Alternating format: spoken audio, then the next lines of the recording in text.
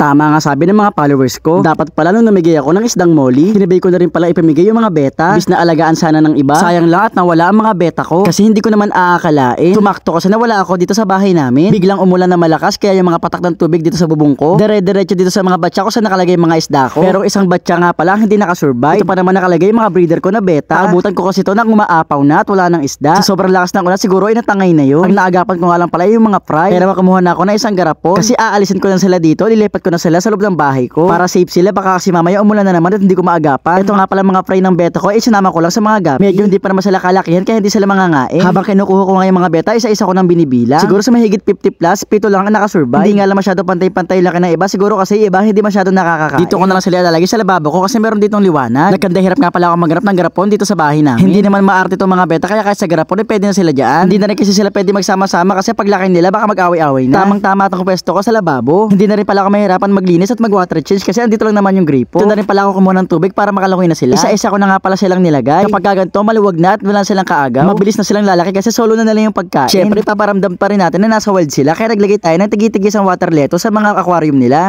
Sa mga garapon pala, sobrang laki nga ng mga agwat nila. Yung isa sobrang laki tapos yung iba naman talagang sobrang liit. Ito na nga pala result ng paglalagay ko sa kanila. Pakiramdam ko ang saya-saya na nila. Ayun nga lang dahil wala pa ako masyado alam sa beta, hindi ko alam kung anong strain to. Kasi hindi ko naman talaga masasabi na isa akong fish keeper kasi molly lang talaga ang gusto kong alagaan. Kasi kung susubukan ko din mag-alaga nitong beta, ay pag-aaralan ko pa. Kaya pansamantala dyan muna sila nakalagay. Kapag malaki na sila, tsaka ako naman sila ibibreed. Pagkatapos ko naman sa beta ko, bidalikan ko naman yung isang batya. Kasi nga meron pa ako dito mga gapi. Ililipat ko na nga din siya ng pwesto kaya kumuha ako ng bagong batya. Hindi ko na nga sila masyado napapansin, hindi ko na rin alam kung gaano sila kadami kasi nga punong-puno to ng water lettuce. Pero tingin ko naman successful yung pag-breed ko sa kanila. Kasi 3 piraso lang naman sila dati. Ngayon hindi ko na mamalayan, sobrang dami na pala nila. Syempre dalagyan pa rin natin to ng water lettuce. Kasi nakakatulong to sa kanila lalo na kapag mainit o kaya kapag nakanak sila. Meron silang silungan o matataguan yung mga fry. Nagpatulong na nga pala ako sa tito ko na si Buyibo na buhatin tong batya. Inilipat ko lang tong mga gapi ko dito sa tabi ng bahay ko para wala na akong paproblemahin kung sakaling umulan hindi sila matutuluan na mababasa. Kahit wala ako sa bahay hindi ako mamroblema na aapaw to. Kaya naman sure na ako na safe sila dito. At para hindi masyadong obvious na meron ako dito isdaan. Naglagay ako dito ng halaman baka si mamay pag dawdawan ng mga bata o kaya pag inuman ng mga pusa. Kadalasan kasi nakikita ko na inuman pusa dito eh. Pero so far naman hindi pa sila nakakain ng pusa kasi every time na umiinom yung pusa pumupunta sila sa pinakailalim ng tubig. At hindi rin alam ng pusa na may isda pala dito kasi every time na umiinom siya wala siya nakikitang isda kasi nga nasa pinakailalim. O di ba may isip at matalino rin pala ang mga isda. At speaking of talino, eto na siya tayo matalino na tinutukoy ko. Eto siguro yung matalino may kagagawan kung bakit nawawala yung isa kong seho. Tama nga at malakas ang kutob ko na daga aming kagagawan kung bakit nawawala ang seho ko. Huling-huli ko na siya sa camera na kinakain yung pins. Kaya naman bago pa maubos yung pins at kainin niya si Kenji at saka si Adobo nilipitan ko na siya. Sobrang bilis manakbo pero sobrang tapang din. Andito na siya sa harapan ko pero urong-sulong siya kung susugod ba siya o hindi. Mabait naman ako, wala naman akong gagawin sa kanya. Pero syempre hindi ko naman alam kung anong takbo ng isip niya kaya kailangan ko bantayan tong si Kenji at si Adobo. Baka kasi mamaya sila naman ang kainin. Madami nga ako nababasa sa comments na maglagay daw ng trap. Ang kaso ay akong gawin yun. Napatunayan ko na sobrang talino talaga nila. Alam niyo kung bakit? Si ayan hindi niya ako tinitignan pero inaamoy niya kung nandito pa ba ako. Siguro pag naamoy niya wala na ako dito tsaka siya susugod. Nakakatakot kaya naman kinuha ko na sila Kenji at Adobo. Dalis ko na sila dito.